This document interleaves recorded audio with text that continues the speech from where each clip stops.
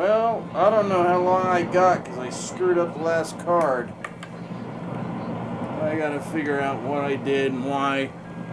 I don't think I have much time. So let's see what this sounds like today. Right?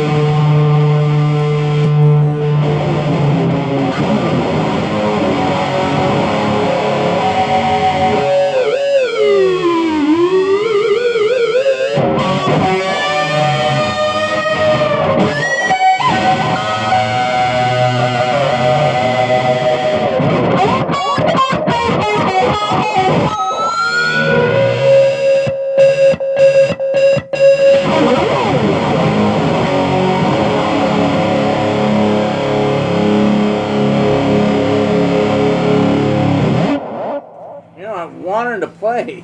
But now that I'm playing, I don't want to play, and I keep playing the same stuff. I learned White Punks on Dope, but I don't have it down like any other song.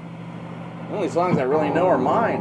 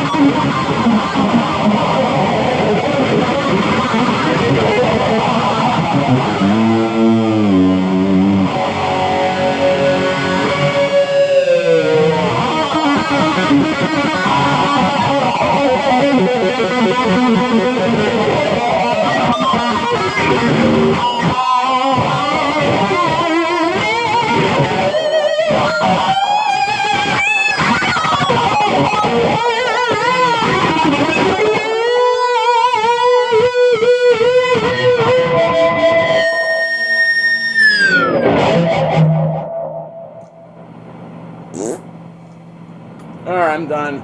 That sucked. I'm not going to keep going, though, until I feel like... And I don't feel like it. So I was going through my crap, and look what I found. So this is the one that I didn't buy this one. I bought another one when I went to see him. I don't know when this came out or where. I don't know. Someone gave it to me a long time ago. This was packed away by my first wife. So this is like, you know, not much of a program at all. And there's no, like, pictures in here that you've never seen, maybe. I mean, I'm pretty sure you've seen all of these pictures. All of them, except maybe that one. And if you have the program, though. See, I have the other one. It's a thicker one.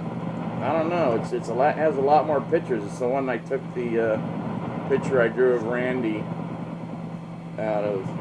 But that's Ozzy. Who cares about Ozzy? I really don't care at all. See, those two were made into posters. And I got both of these posters, plus another one. And that's it, really. I mean, the other ones are just group shots. Who cares? That one. Haven't seen that one enough. And the thing is a lot of these I took apart, put them on my wall, and then had to put them back together.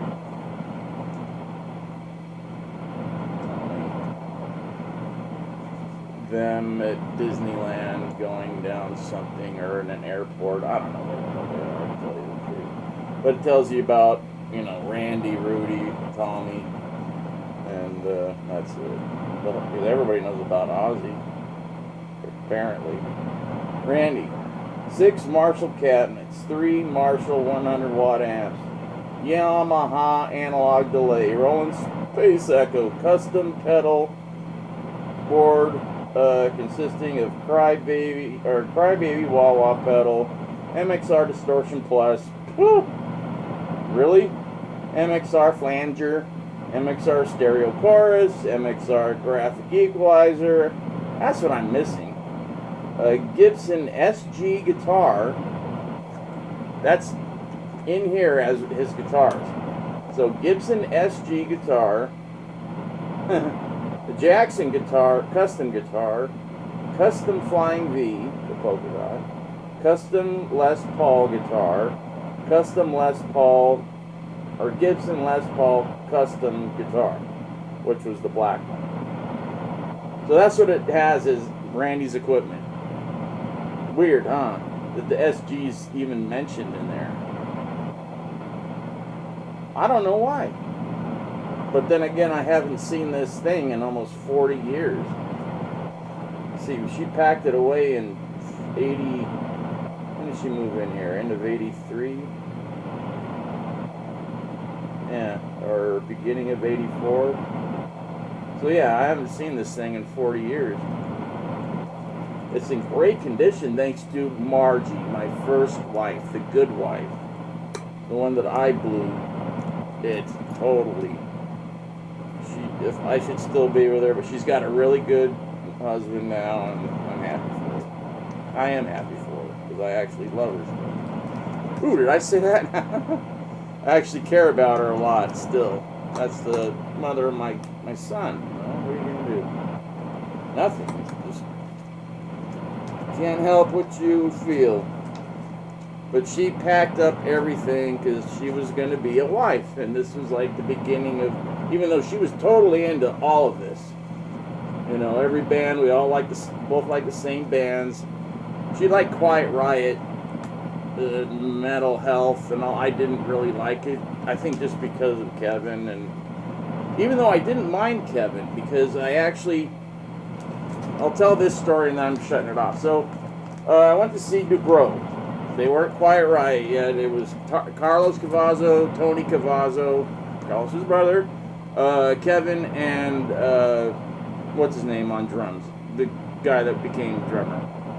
Can't think of his name right now. Anyways, the drummer, and so there was like 20 people, 25 people. This is a Troubadour, like a Wednesday night. And what's his name? Gosh, I wish I could remember the guitar or the drummer's name now. He was him and Kevin were sitting outside of the Troubadour, and it was in the middle of the week, so I'm thinking, so what if nobody came? But he wasn't used to it. You know, Quiet Riot could play on a Tuesday night or Monday night, Starwood, and fill it, or the Whiskey or whatever. They really didn't play Gazzarri's. Nobody did, because that was a dance club. David Lee Roth BS'd his way into that, telling, I'll guarantee you a sellout crowd. He's telling Bill Gazzarri. So Van Halen was like one of the first bands to get into, in the 70s, get into Gazzarri's, because Bill Gazzarri didn't want bands. He wanted people. And disco was still big, and dancing and all that stuff. So that's why you never hear about anybody playing Gazzarri's until the 80s. Because when disco died, he went, I got to start hiring bands. So I played there a couple of times, and then it was no big thing. And then my drummer peed on Bill Gazzarri's leg, because I was waiting to talk to him, and he was talking to Peter Criss. And Peter Criss was, because he just played with his band that had some chick singer, they sucked. And Bill's like, nah, I don't think I should pay you what we agreed on, because you didn't bring in anybody. You're a nobody. You're not in KISS anymore. And this was like 1986, 87, 87. So they're arguing, and I'm waiting, and the drummer's waiting because I was gonna say, look, I got a band, Trick or Treat. We're selling out the Troubadour over and over and over, and we don't want to drive around anywhere. We're gonna play with the Whiskey we had booked. We had Roxy booked. We had a show at the... Everybody was booking us. We wanted to play there. Figured, why not? So I'm waiting and waiting and waiting. And while I'm waiting, the drummer, Rudy, he's like, I gotta pee. I go, then pee. So he goes right behind Bill, and he starts peeing on the wall of Gazzari's. This is in the parking lot next to... You'd had to remember Gazzari's. And he goes, he's trying to get my attention. I'm like... And he turns around and he starts peeing on the back of Bill Gazzari's leg. And Bill's just, he's too involved with, arguing with Peter Criss. And I'm at this point, didn't even care it was Peter Criss. I'm like, hurry up, get out of the way, I need to talk to this guy. And then all of a sudden he's like, what the hell's wrong with you? And I'm like, oh, I don't know this guy. I just want to talk to you for a minute if I could about booking my band. He goes, what band? What's the name of your band? Trick or Treat. Well, who's in the band? I go, Guy, Mandy Lyon, me, Michael D. I hadn't played there yet. And he goes, well, who's the drummer? Oh, and Tony Rydell bass. He's like, well, who's the drummer? You don't have a drummer? I go, it's the guy peeing on your leg. He goes, no way. You're out of here. And that was it. So I played there again with Fatal Attraction. I played there with the Randy Rhoads Tribute Band, which is just before they closed. So that was pretty cool. Anyway, so I go to see Dubrow play at the Troubadour on Wednesday night, Tuesday, Wednesday night. And we were going because we'd always get free tickets. There'd be laying around at Musonia, or the bass player, Tony Cavazzo, would give them out. So that's how we got our tickets. Because my friend George was taking bass lessons, and he got tickets. So we went down there. And on the way out, everybody had, left and gone. And Kevin and the drummer I can't remember the drummer for Quiet Riot. Not Drew, the guy that, this is, Mental Health Quiet Riot. That guy, they're sitting outside, and Kevin's like this. He's like, I'm done. This is it. It's over. Randy left, and now I'm finished. What am I going to do? I need to get a job. He goes, no, don't give up. He goes, because they were recording the album. It was pretty much done. And they changed several Snow songs that Carlos and Tony wrote, like No More Beers turned into Mental Health, I think. No more beers, mental health. Yeah, okay. Something like that. Because I remember seeing both bands, and I liked Snow until I really started hearing more bands. I'm like, oh, Snow sucks. But the guitar player was great. And the bass player. They're both great. And so the bass player, Tony, he wound up in Hurricane. So Carlos Cavazzo's brother was in the band Hurricane, if you remember them. So, Kevin is on the verge of crying. And me and my friend are standing 10 feet away, and we're like, wow, dude. I go, I've never really liked Kevin, but now I feel really bad. So I went up to him, I said, Kevin, you don't know me. I was a student of Randy's and his friend. I lived by him. I've met you a few times. And he's like, oh, yeah. He probably didn't know who I was. And I go, listen, you guys sounded really good tonight. And they did. They were tight. And I go, you're a lot heavier than old Quiet Riot. I mean, I said Quiet Riot. But I said, you guys, I think, will do good. If you release this album, you got management and somebody to push it, you're gonna get pretty big. Get a good tour. Who knew that it would debut at #1?